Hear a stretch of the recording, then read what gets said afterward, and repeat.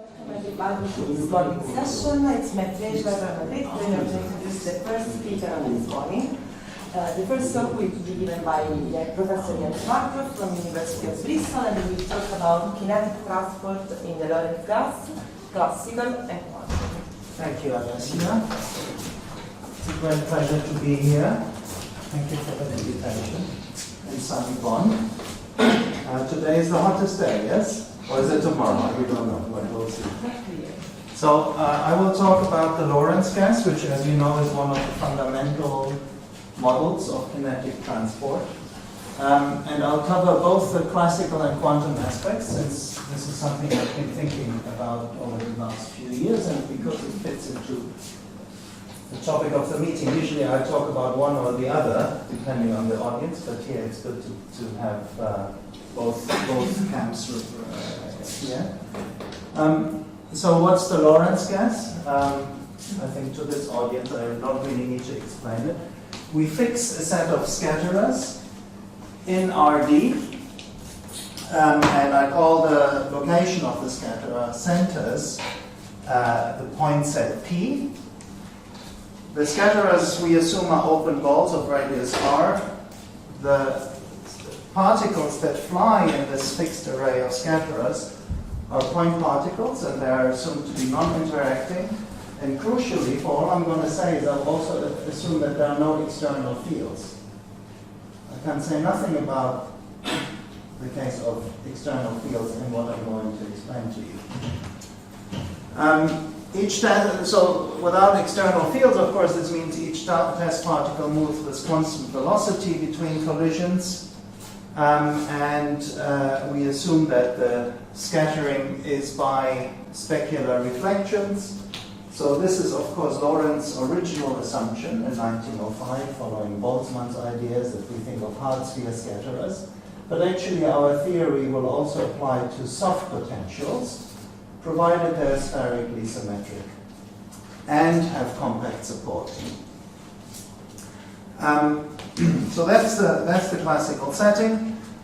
Of course, the idea is really you think of a particle cloud of non-interacting particles which move around in this array of scatterers, but the probabilistic viewpoint is that you simply think of one particle that has some random initial condition. And so the one particle dynamics is described as a solution to Hamilton's equation in this case.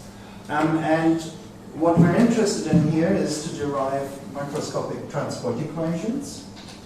In this case, the expected equation, and already in Lorentz's original work, is the classical linear Boltzmann equation.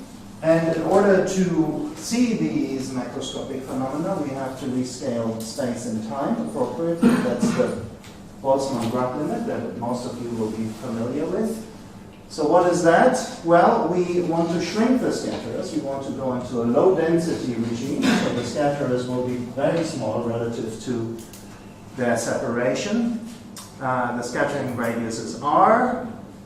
We shrink those. A simple dimensional argument shows you that the mean free path length has to scale like 1 over the cross-section of each scatterer. So this would be r to the d minus 1 would be the cross-section. So the mean free path length scales like r to the minus d minus 1. And so we now move into these macroscopic coordinates, which are called capital V and capital Q and capital V. And we are interested now in the time evolution of the initial data in this particular scaling regime. We define the time-evolved density of our initial particle cloud as the propagated density under the Hamiltonian flow. So I'll denote this by Ft. It depends, of course, on R. And what Lorentz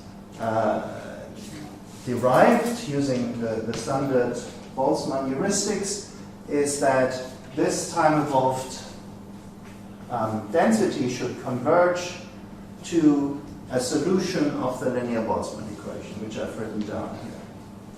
And as you all know, the linear Boltzmann equation has many important applications, and it's a real question on how we can derive this equation rigorously from the underlying dynamics, both classical and quantum. So far I've only talked about the classical setting here. And in the classical setup, there have been famous old papers by Galavotti, who was the first to derive the linear Boltzmann equation in convergence in distribution, assuming that the point that set P here is given by the points of a Poisson random point process. Then Spohn generalized this to more general random scatterer configurations and potentials, and Bodrigini, Bunimovic, and Sine showed actually that you can freeze your scatterer configuration from the Poisson process and you get convergence to the linear Boltzmann equation. Quantum, there have been results by Spohn for Gaussian random potentials, Erdős and Yao, the so-called weak coupling limit, and relevant for us here is the paper by Eng and Erdős, who showed that when you look at the analogous problem in the quantum setting, and I'll come back to that, where you look now at solutions of the Schrödinger equation, the non-relativistic Schrödinger equation, you can show that the Wigner distribution converges to a solution of the linear Boltzmann equation, where now in that particular scaling regime that Eng and Erdős looked at, the scattering cross-section in the linear Boltzmann equation is given by a quantum scattering cross-section. So this is what we know in the case of random potentials. And the question is really, what can you say when your potentials are not random, not given by point sets that come from a Poisson point process? And so I'll talk about two things here, as I said. The first one is the classical setting, where I'll explain how you can understand quite general scatterer configuration that are deterministic, so they're fixed, they're not random. The Chinese example is the periodic Lorentz gas, and the things that I'm going to discuss here will be also aperiodic configurations for which we can prove convergence to not the linear Boltzmann equation, but a generalization of the linear Boltzmann equation. And in the second part, I'll tell you about recent work on the analogous quantum mechanical setup, where we can't prove very much, but we can prove a little bit. And so I hope I'll convince you that there's a lot of interesting problems that are open there that are worth exploring. Okay, so let's start with the first part, the classical setup. So what you really need to understand when you want to show that the Lorentz process, so the process that you get when you just follow the classical trajectories in the Lorentz gas moving through your scatterers, if you want to show that that converges to a random flight process in the Boltzmann-Grad scaling, what you need to understand as a crucial step is the probability of starting from one scatterer and hitting the next scatterer. Obviously, that's the challenge here. And because the scatterers are very, very small, you will fly for a very long time, and you need to understand how you avoid intermediate scatterers that could intersect the trajectory of your particles. So this is the setting here, intercollision flights. So here is one scatterer. That's the scatterer that we're launching our particle from. So that's the center of the scatterer. This is the point where we've just hit, and we now assume that we're flying, and what we need to understand in our point set is whether there's any other scatterer in between our free path that we have. So we want to fly from here and then hit the next scatterer that's localized here, say at this point. Now, of course, we have all the randomness in this setting is in the initial condition. I'm not assuming that the scatterers are random at all, okay? Nevertheless, of course, the particle trajectory is now a random trajectory because the initial data is random. It's a highly correlated random trajectory because apart from the initial data, everything else is deterministic. Nevertheless, if this would be the end scattering event of our particle, the scatter we hit will be a random point in our point set P, and also the exit parameter here, where we exit our scatter, will be a random variable. The velocity will be a random variable, the velocity Vn after hitting the scatterer, and then we'll hit. So we need to understand that given Sn and Vn being random, what's the probability that we hit the next scatterer here, which means in particular that we're not going to intersect another scatterer along the way. So this problem can be rephrased as a problem about point processes if you just forget about the scatterers and just think about the centers of the scatterers. Then you can reformulate this problem by saying, if I start here, in order to hit this scatterer over here, what I need to ensure that there's no point, no center, scatterer center in this turquoise cylinder with spherical scap. So that's an if and only if, right? It's a very natural condition. And the other thing that you must realize here is that the scatterers are very, very thin and very long. Yes? Why is that? Well, because our scatterers are very, very small and our mean free path length is very, very long. So that's the reason. So the scatterers have length. This trajectory that we're following here is roughly of order r to the minus t minus 1. And so that's the length of this cylinder here. And the width of it is of order r. So it's narrow and long. So what have we got? We have two things. First of all, we have a random velocity. So actually, this cylinder is sitting somewhere in a random direction. And it's also long and thin. So what we therefore need to do for this problem to make it a little bit nicer is, first of all, we would like to rotate the picture in exactly this form, so that I'm rotating the velocity that might be here into the horizontal direction. And secondly, I would like to squash the cylinder in such a way that it's no longer thin and narrow, but it's well proportioned.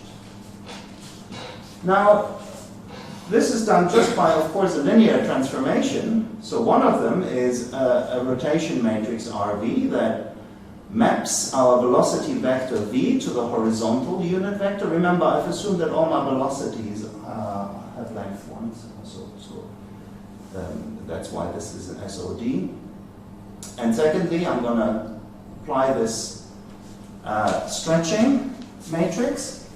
So the horizontal direction is this, so I'm squashing this by r to the d minus 1. So then now my cylinder will have length of order 1.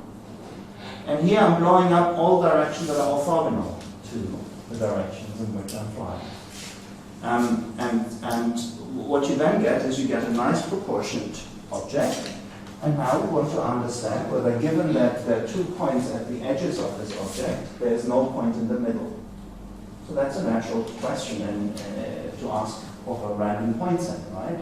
What's the probability out of 2 points at the boundary and 1 point and no point in the inside? And indeed, of course, what we have done here is first of all, we've taken our point set. We have to remember that we are rotating and stretching around this point. We think of this as now the origin. So this means we first of all have to shift our point set to the origin, so that the scatterer we're looking at is at the origin. Then we rotate it, and then we stretch it. Now, because Vn is random and Yn is random, this is a random point set. And the way you understand random point set is through the theory of point processes, but let me not go into too much detail here. Just think of this as a random point set, and we'd like to understand what's the probability that this random point set doesn't intersect with my favorite turquoise object that's been rescaled in no point and has 2 points on the boundary. Everyone with me so far? Yeah? Good. Right. So, what we then need to understand is how, in order to solve our problem of the convergence in the Boltzmann-Grad, we need to understand this point process. And it's not just one point process. It's a point process for each scatter in our set P. And that makes the whole thing very, very difficult. And this is why we need to put some assumptions on our points at P, otherwise we couldn't solve the problem. So there could be very singular point sets for which, say, for every n here, every scatter that you pick, you get a completely different answer. So one of the key ideas that we have here is we need to understand in which kind of families we can embed our point processes psi n so that they become well behaved. Okay, so that's one of the key inputs of our theory. And before I describe that, let me say, first of all, what are very natural basic assumptions? And of course, you can always think in the future, how can we remove them and so on. But we want to start with the most simple setting, and you already see that it's going to be quite complicated. So the first thing we want is that our point set has a constant density. So by this I mean, if you count the number of points in a big ball, we want this roughly to be the volume of the ball times some constant Cp, which is called the density. So this is a very natural assumption. The Poisson, any realization of a Poisson point process with constant intensity would satisfy this. A lattice would satisfy this. A quasicrystal would satisfy this. Yeah. So this is a very natural assumption. And now this is the challenge here that I already alluded to, is that we want to now understand the distribution of this kind of random point set. And as I say here, it can depend on the point y that you're considering in this. And so what we need to assume in addition to this very general uniform density is that these, which are called spherical averages. So I call them spherical averages because since V is random, you can think of this as taking your point set and sort of averaging over all rotations. Yeah? So we need that these spherical averages converge. Because if they won't converge, we don't want to see any limit distribution. But we also want them to converge to something that sort of behaves quite nicely depending on y. And that's why we introduce and we demand a setting where the limit gives us a family of point processes, and they depend mildly on y. So this is achieved by looking at so-called marked point processes. So now I'm going to tell you what the real assumptions is, and I'm going to actually put a few very technical assumptions under the carpet. All right? So you have to forgive me. But these are the two key things. So we want to assume that there is a compact metric space, which I'll call the space of marks, and I'll give you some examples on the next slide, that has a Borel probability measure on it, and a map that assigns to every point in our point set a marking. Okay, so think of taking your point set and you color it by different colors. And the space of colors is the space of our marks. Yeah, so this is just a marked point set now. So each point in our point set gets a label, and the function that we have here, zeta, is a function that assigns those marks. So now we get a marked point set, p tilde, and what we want here is that and you have to look at this for just a while to understand what I mean here, is that the marked point sets has also a uniform density. So what I do now is that I'm counting all the points in a big ball again, And I also want that their marks are becoming uniformly distributed as I'm counting. So I'm also testing not just the number of points in a big ball, but also I want that the colors that they have become uniformly distributed as I'm counting, with respect to the product measure of the volume measure and the measure that I have on the space of marks. Okay, so that's a construction. I want such a sigma and such an m that this happens, but I want more.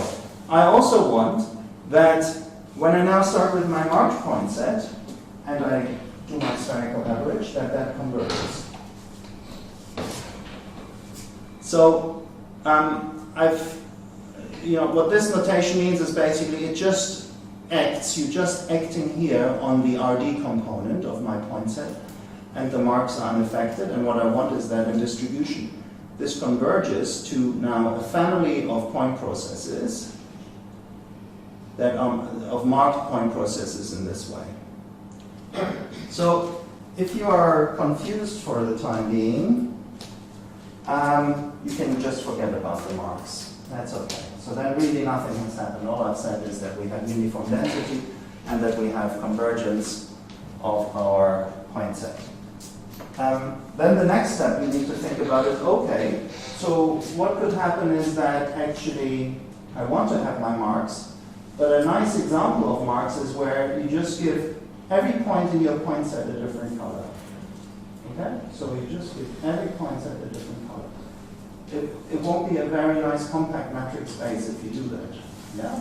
But and it won't have a probability measure on it because it's just going to be too many. But you can see what's happening here. What that would just mean is that for every point in my point set, I would get a different limiting process. And as I said earlier, I really don't want that because it's just going to not be helpful. Because as you fly through your scatterers, and at each collision you'll see a completely new point process emerging, that'll be bad. Right? So that's why I'm insisting on having a nice metric space that parametrizes the possible limiting process that I see at each scatterer. Does that make sense? I'm just giving you impressions here. I'm not expecting you to reproduce the theory. There won't be an exam after this, okay? So this is really just very impressionist. But that's the idea of the setting. And here are examples that, for which you can actually establish those conditions of point sets that will work. So first of all, let's take P to be a fixed realization of the Poisson process with intensity 1. Intensity 1 just means that the constant that we have here in our counting will be 1. Our space of marks will be the space of one element.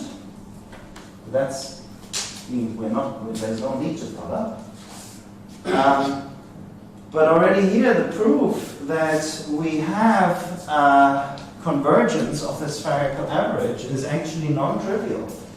It's non-trivial because we're fixing our point set. Yeah, so we take a Poisson process, we take one fixed realization, and then we rotate it and we squash it and we show that it converges to the Poisson point process. Does it make sense? It's like an ergodic theorem, right? So you almost show convergence for almost every realization of your Poisson process. You converge to the Poisson measure on the space of point sets.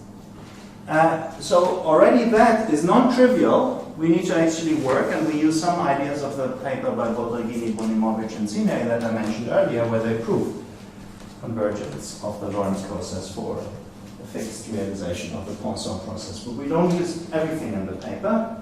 The point what I'm trying to make here is that we need one particular ingredient that shows that our assumptions are satisfied, and then our theory will cover everything else. The second example is when your point set P is a regular lattice. In that case, again, we don't need to actually have any marking because that's sort of clear because every point looks the same. So actually, it's clear that once I understand what the limiting process is for one lattice point, it's going to be the same for any other lattice point just because of the translational invariance. You know, the lattice looks the same wherever you are. And already here, checking the conditions requires very serious ergodic theoretic results on spherical equidistribution in the space of lattices. And that's the content of my paper with Andreas Strombergsson, where we proved the convergence of the Lorentz gas. I also like to mention here Cagliotti and Goltz's work, who used a different approach to this problem. So the third example is already interesting, where we take, and here I've made a mistake. So P is not ZD, but P is ZD, where we remove lattice points randomly with probability 1/2, let's say. Okay? And then you will need a space of markings where you assign zeros and ones, and if you have a 0, you simply say, well, the scatter is not there. And that uses spherical distribution on the space of Mark lattices, which is in a paper by jointly with Ilya Vinogradov a few years ago. And then the most interesting example, which is really the key example for this work, is the example of quasicrystals, more specifically Euclidean cut and project sets. They're also called model sets. One of the most famous example is the vertex set of a pendulous tiling. You all know the aperiodic tilings of the plane, so if you take then the vertices of these tilings, that will give you an aperiodic point set, which has uniform density. And in this case, we need, as our space of marks, Rk, or more precisely, actually, it's a compact subspace of Rk, which is related to the window set. And here, to check the conditions, in particular the spherical equidistribution, we need to use very sophisticated techniques on the equidistribution in the space of quasicrystals, which exploits Ratner's famous theorem on measure classification for measures that are invariant under unipotent flows. So here are 4 examples of things where that illustrate cases where we can establish the assumptions that we are making.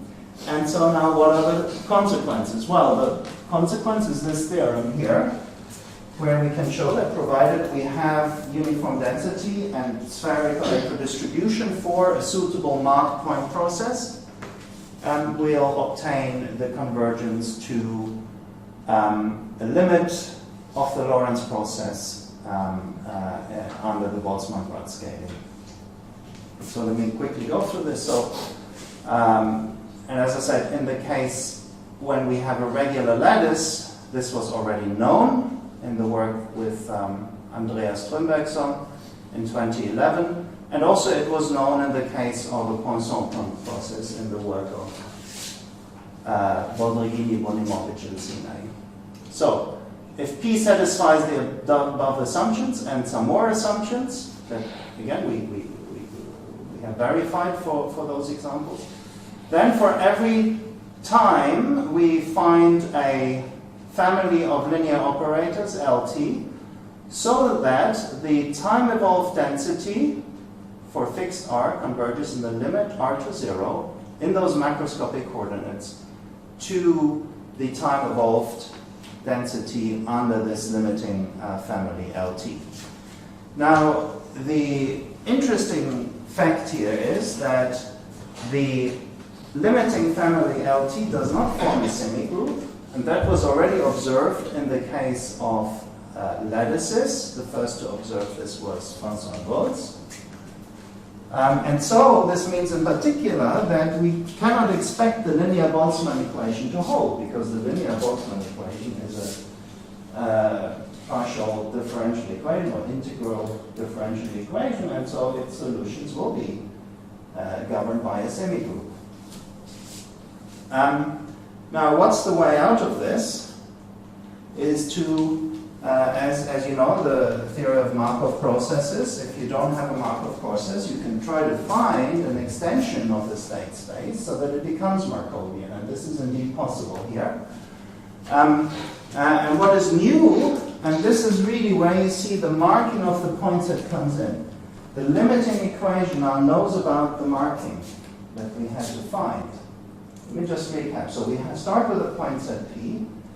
We need to find the right marking to satisfy our conditions. Once we found the right marking, the limiting equation, the generalized Boltzmann equation, knows about this marking. So it means that now we have a limiting random flight process. We need to remember the color of the scatterer that you've just hit, and you need to know the color of the scatterer that you're going to hit to understand the flight probabilities. Does that make sense? So that's what's really behind this. And another interesting fact is that, and that already was observed in the periodic setting, that we also need to keep track of the flight time, because it's not an exponential distribution, and we also need to keep track of the velocity after the next hit. If you do this, then you indeed get a Markov process for the time evolution for this kind of generalized linear Boltzmann equation.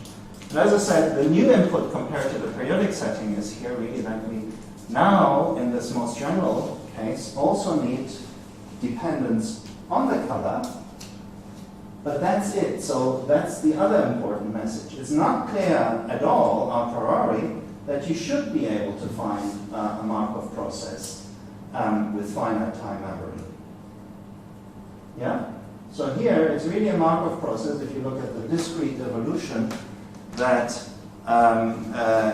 is a process with memory 2. Memory 2 because you need to keep track of the two previous velocities. That's where this comes from.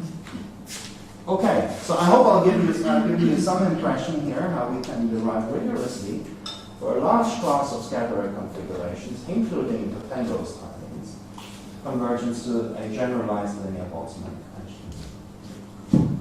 And you find already this impressionistic view in my 2014 ICM proceedings. And in July, I know we've keeping saying this for a few years now, the preprint will be up. It's almost there. It's 107 pages currently, and it's still growing. So I apologize in advance to anyone who actually wants to look at it. However, the introduction is written in a way that you can read just the introduction if you want to hear that, and it contains all the results and so on. But that should be out very, very soon. Right. So, are there any questions about this part? You can think about questions while I talk about performance setting, and then we can wrap up in the end. Could you go back to the modified equation that's extended phase space? Yeah. So with this transition, the hurdle there. Yeah. It looks like you're just integrating in the prime velocities and the prime marks. Yes. So I'm integrating over those because my density depends on all these variables. So that's why it's step 2. So you need to remember the two velocities before it. But the kernel, so exactly if I have a Markov process, I'm jumping in a large state space, then my transition kernel, I'd be integrating out all the incoming ones and getting a fresh set of the new ones, all of them. But it looks like only some of them are showing up. Yeah, so that's right. If you would really want to write this as a Markov kernel, you would think of two velocities as being part of your state space. So you would have, so I've shortened this slightly here, so you could have another V prime plus. But then your kernel would have a delta which says V prime plus is equal to V. Yeah, so this is really not written in the shall I?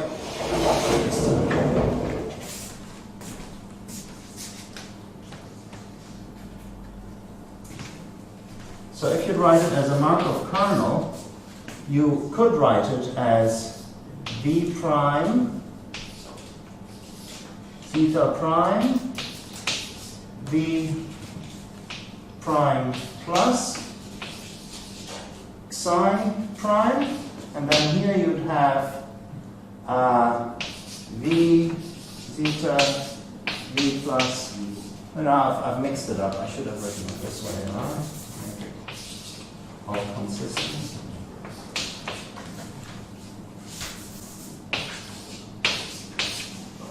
Yeah, and it's now related to this kernel that we have here.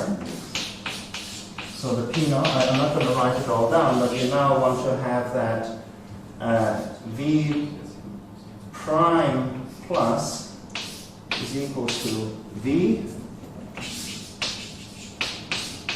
So it's actually a Markov process with quite a singular kernel from that point of view. So you write out this P plus this way, you would still see like something would be recognized as a gain term and a loss term in the general setting, or? Yeah, so the loss terms are exactly the terms that I mean, the whole thing is measure preserving, so you don't have any dissipation, but the loss terms are precisely those initial velocities that you're integrating over. Does that make sense? Yeah, that's why I wasn't seeing all the terms. Yeah, so you would integrate in this language, you would also integrate over d plus prime and d psi prime. Yeah, I'm happy to chat more about this. Good, any other questions? So let's do a bit of quantum mechanics now. So this is joint work with my former student Jory Griffin, who's now in Canada. And here we consider a solution of the Schrödinger equation, non-relativistic Schrödinger equation, where our Hamiltonian is minus the Laplacian, that's the kinetic term, plus a potential, putting here a little coupling constant in front. And the potential is a periodic potential. It's invariant under a lattice ZB. And it's scaled exactly as before. So W is now a compactly supported function in RD. Actually, it's a Schwartz function, but think of it as a compactly supported function that is now scaled, so its support becomes very small, namely of order R. Yeah, that's what this thing here is doing. So it's exactly the same scaling as before. We have very small scalars, and we want to understand the limit as R tends to 0 of the solution of this corresponding equation. Now, H here is often called the Planck's constant. I think of it as a scaling constant here that will represent the wavelength that we are considering. So we're going to project in such a way that H is basically a parameter that restricts the window of the wavelength that we're looking at to be of order H. So we have a wavelength now. That's a new thing. Everything else is as before. Okay, so we have a new scaling variable, H, that we also need to adapt appropriately. And we also have lambda here, which we could make small as well. That would be called then a weak coupling limit. But I would like to keep lambda fixed. The reason why I have to have lambda is otherwise I couldn't state my result, because things are a bit more tricky now.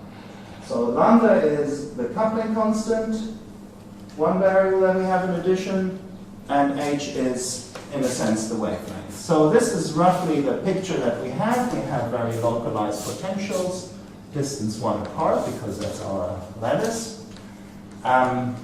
This is a two-dimensional picture, but we'll do this in any dimension. And here's a wave packet, and we want to understand how the macroscopic transport of this wave packet. So the envelope of the wave packet is of order R to the 1 minus d, just as before, remember, right? That was our macroscopic scaling. That's the unit of length that is commensurate with the mean free path, the classical mean free path in this case. So we send this through the scheduler, and we want to understand where it evolves. And now, of course, in order to understand limits, before we had to define the right topology and the right weak limit that we wanted to study, so we need to do the same thing here to capture these kind of effects. And the way we think this is best done, and of course other people had this idea before, is through quantum observables, we're using the Weil quantization here. So I won't have time to exactly tell you how that gives you information exactly about a particular initial wave that we've looked at, but I'm happy to do this afterwards. Okay, there is a very standard translation from one to the other. At the moment, I just want you to think about weak limits and replacing integrating over test functions before, now using pseudo-differential operators to do this. So we have a time evolution of an initial quantum observable, A, that's just a fixed operator, and the time evolution is just given by conjugating it by the propagator that defines the solution of the Schrödinger equation. Okay, so this U is a unitary operator that propagates our initial wave function, and now the evolution of observables is done in this way. As a historic remark, that's actually how quantum mechanics was invented.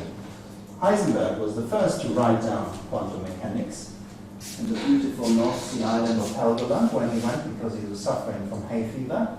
And he invented what's called matrix mechanics, because he thought of the A's and the U's as matrices. He didn't even know that there were matrices back then, by the way.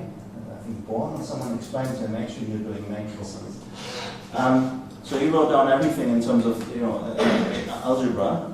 And that's how it was first written down. And then later, Schrödinger came along, not much later, of course, independently wrote down the Schrödinger equation, and then also Schrödinger was the first to actually recognize that the two are consistent, the two theories. So we use Heisenberg's viewpoint here, and this will be our L2 inner product on the classical phase space. We define a Hilbert-Schmidt inner product as usually in this way. And now we start, because we are performing now a scaling limit, and in the limit we expect to see both classical dynamical aspects, so we expect to see classical observables. A. Is there a question? Do you have a question? No? So you expect the convergence to some classical convergence, and that's why we need to define our classical phase space here. And we scale it now in the following way. So this scaling here, remember, that's just scaling in terms of the units of the mean-free path length. This scaling is a classical is the classical semi-classical scaling that you see when you do semi-classic. So you now scale the momentum. So x is position, you can think of it as position, y you can think of momentum. So the position variable is scaled or measured in units of the mean free path length. The momentum variables are measured in units of our wavelength. Yeah?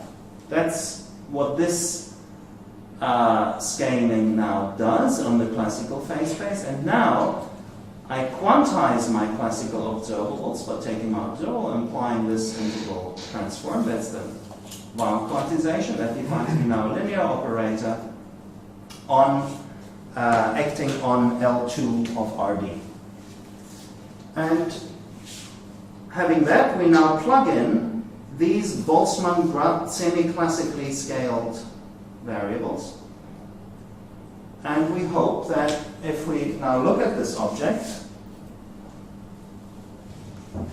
it converges to something interesting. Okay? So you can do all sorts of scaling. You say, why is this? How do we motivate this? If you don't see something nice coming out, well, you have to revisit your scaling. But this scaling, and this has led already to a lot of confusion with people, because usually people think about the semi-classical scaling or they think of the Boltzmann-Grad scaling. Here we put both things together. And then people from one can get confused about the other scaling and vice versa. So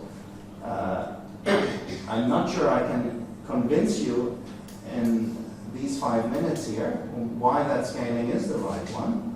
But it's very natural, I hope, to you after having listened to the first half of the talk, that at least that scaling is good.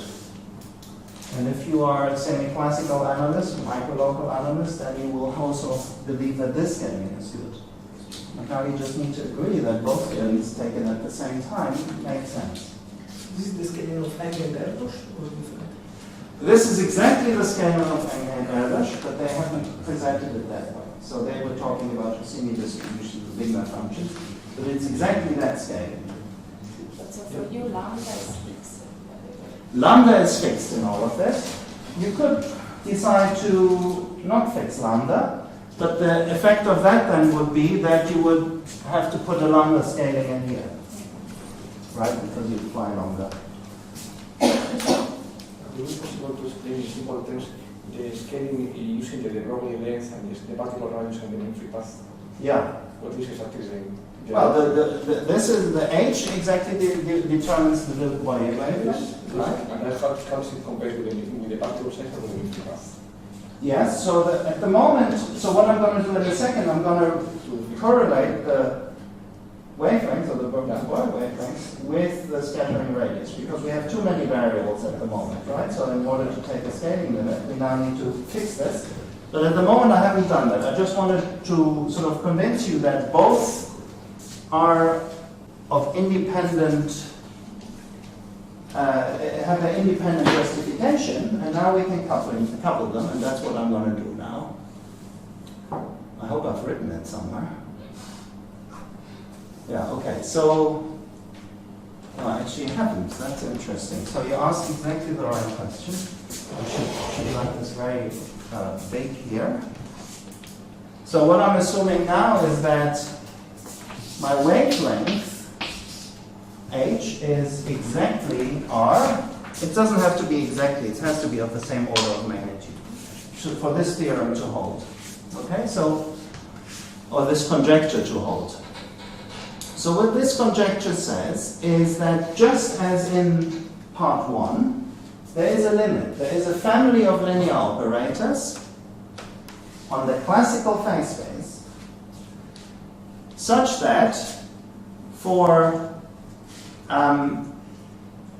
the time-evolved observable on the time scale of the mean free path, we converge weakly. So this is just weak convergence with respect to the Hilbert-Schmidt norm, if you like.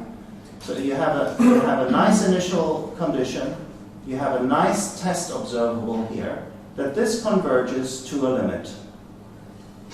That's our conjecture, and we also conjecture that LT is in general not a solution of the linear Boltzmann equation. Now this conjecture is stated in the periodic setting that we've just been discussing. And you could rephrase Erdős's Eng work exactly in this setting, and what they proved is that you have such a limit in the case when your scatterers are positioned at, they don't quite formulated that, but if you have a random potential, then you have this convergence, and LT gives you a solution of the linear Boltzmann equation. So that's what Eng and Erdős proved, and we say it's not correct. And in fact, what they showed is that you get the solution of the linear Boltzmann equation, but with this quantum mechanical scattering cross-section rather than the classical cross-section. And that's because the scaling is exactly such that the wavelength and the scatterer size are of the same order. So you actually see a proper quantum mechanical scattering process at each scattering, right? If the wavelength would be much smaller, you would see semi-classical scattering at each scatterer, and you would then see in leading order the classical scattering cross-section. But here you see a quantum mechanical cross-section.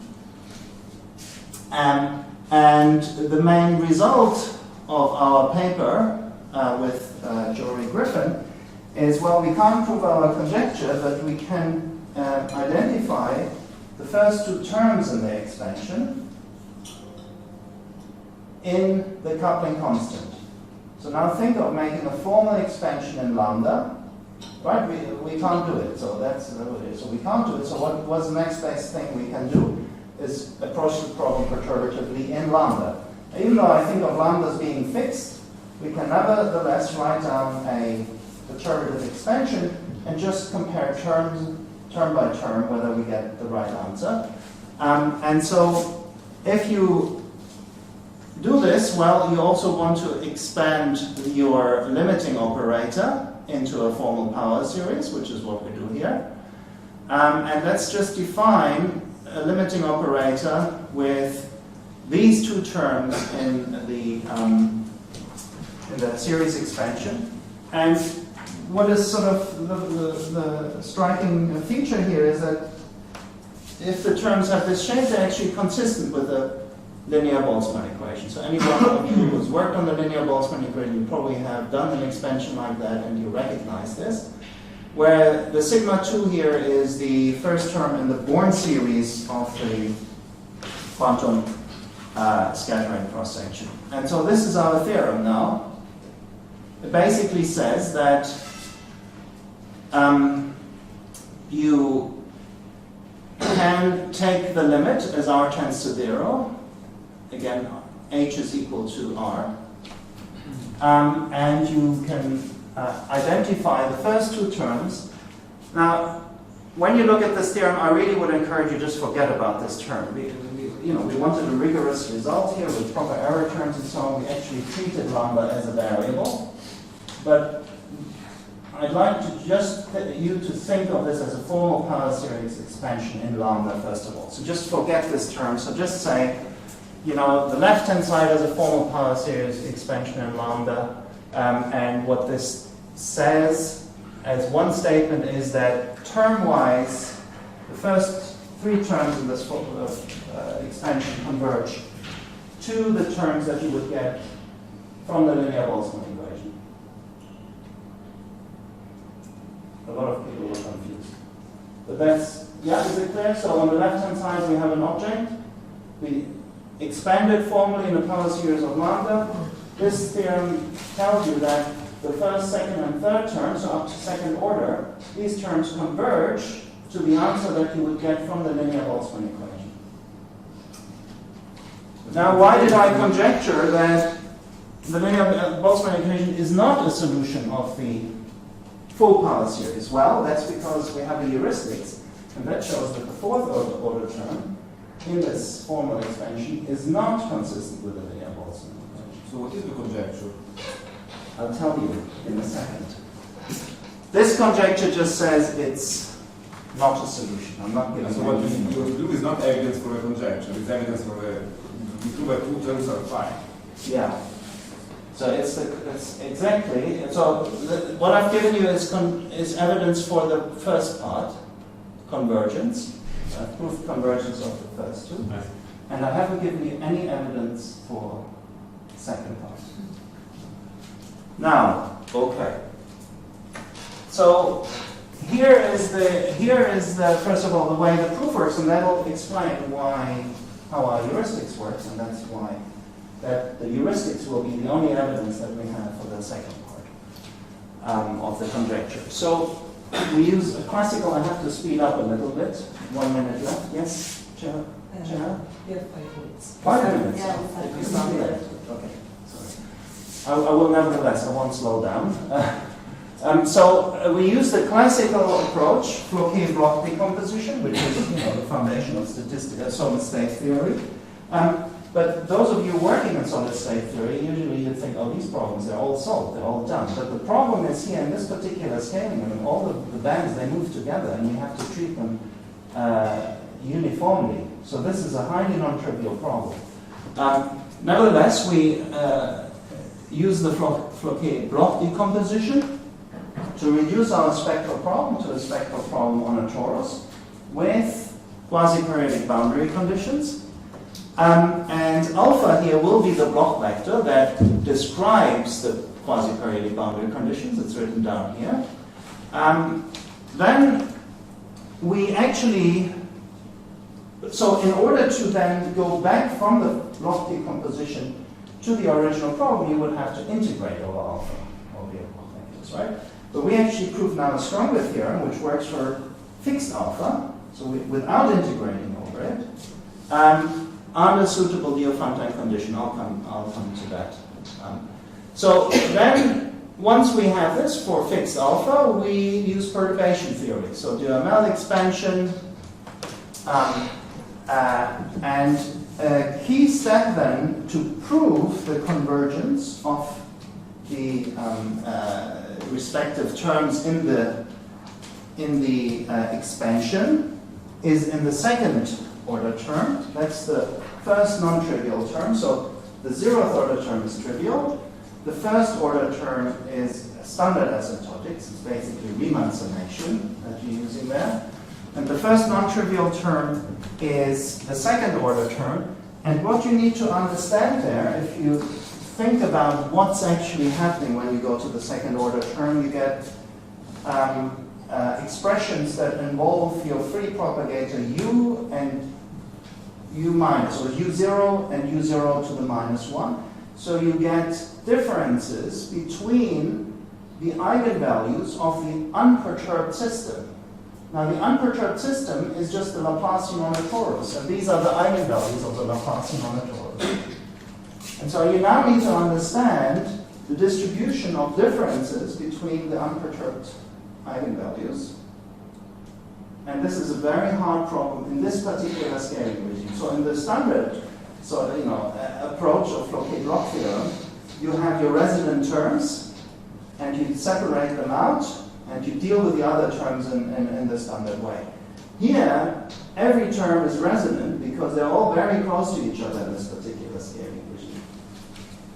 And we're applying something that I developed many years ago, which shows actually that the 2-point correlation function for these statistics, and in fact we need to do a phase-space version for this, converges to those of a Poisson point process. So that now is the idea of the heuristics, is to say, if we want to understand higher order correlation terms, and we do this in a quantitative way, we can assume that our unperturbed eigenvalues are given by independent random variables from a Poisson point process. Then we can calculate higher order correlation functions. We can't prove anything. The only rigorous proofs here are for 2-point correlations. But we can still make our heuristics. And if we do this, funny enough, the fourth order term is not consistent with the linear Boltzmann equation, even though you assume perfect randomness of the eigenvalues. And we're working currently on trying to understand that heuristic limit process in a bit more detail, because at the moment we just have a perturbative expansion where we understand each term, but we'd somehow like to resum it and have a nicer expression for this limiting process. But it's a non-standard limiting process. I'm not sure if anyone's seen that before, but it's there, and that's basically the end of the story for that. The open problems that we have is, of course, can we prove anything about higher correlation functions in this setting or more general setting? So we've looked here at the square lattice.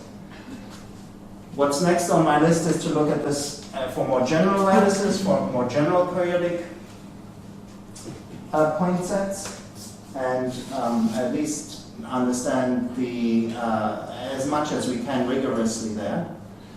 And then, of course, in some sense, we've looked at the toughest scaling limit here because h is of the order of r. If you look at other scaling limits, and they have been considered in homogenization theory, in particular this one, and this one would be the sort of semi-classical scattering limit, I think you can probably use more Markov-local techniques to understand the wave propagation there, but you wouldn't see quantum mechanical scattering cross-section. But these are the things that I'd like to explore. And then, of course, to extend this to quasicrystals or other sort of quasi-regular point sets would be quite fascinating, but there I have no idea how to do that. Right, thank you very much.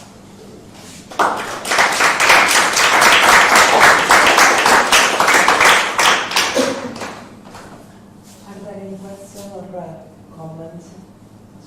In the quantum part, I didn't understand I was a bit confused because you look at potential which are periodic, right? So, yes. So the motion is ballistic. So how can you converge to a Boltzmann equation? Yes, that's very good. So the motion is ballistic, but also in the random case it's ballistic. No, In the random case, it's not. It is, in the scaling regime. In the random case, you also converge to it. So I'm talking here about the Eng-Erdős result. But that's The the Lorentz randomness result.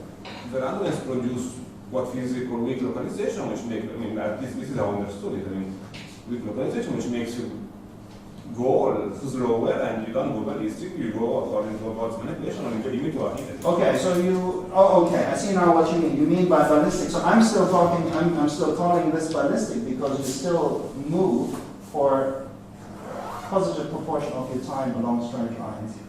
So to me, this is like ballistic motion. I mean, for me, ballistic motion means that the rotation of x squared goes like t squared in your case, and in the last case, it goes like t. That's the difference for me. exactly. So the motion is still of order t. X squared goes like t. There's no diffusion.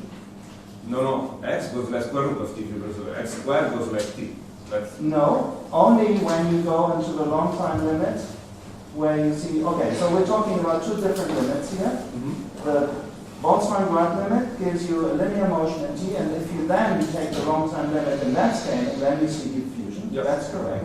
So this is the exciting aspect of this, exactly that, is that we potentially could see, but we don't know because we haven't analyzed completely even our heuristic limiting process. yes. So we don't know whether the limiting process will have diffusive behavior in the long time limit. What this is concerned about is looking at finite times in units of the mean free path lengths where you don't yet see diffusion. Right? Only if you then take that process and take the long time limit of this. So in the classical setting, we've understood this. So, and that's also interesting. In the classical setting, you see a super diffusive limit for the limiting process. That's what Barlin-Toth and I proved. When you take the limiting process, it's not a linear Boltzmann equation, it's this generalized linear Boltzmann equation with a path length distribution that is non-exponential but has a heavy tail, and you get then a super diffusive limit. So I agree, but I can't answer your question. I don't know what the asymptotics of this process is. All I'm saying here that on the Boltzmann-Grad scaling, for finite times, we see a limit.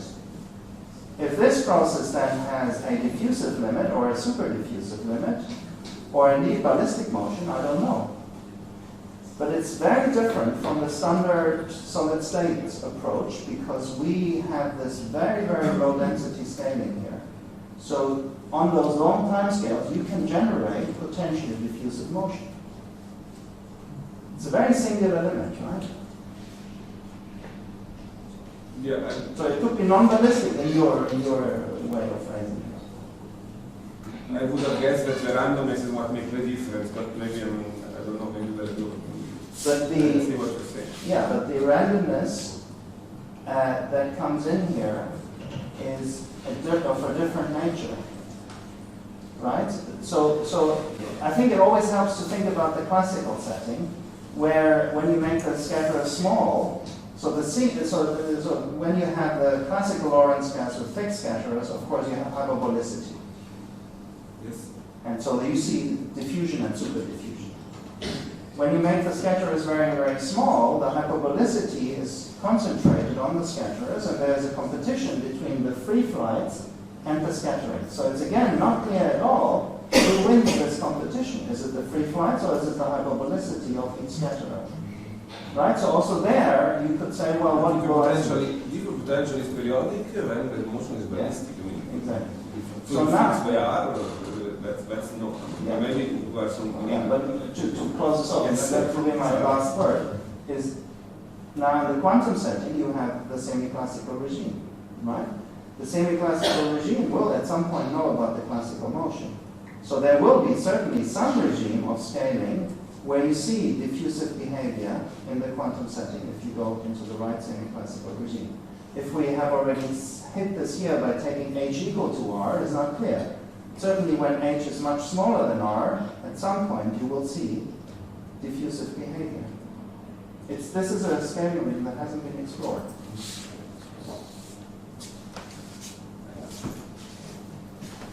That is a short question more. Otherwise we can thank Jens again and we have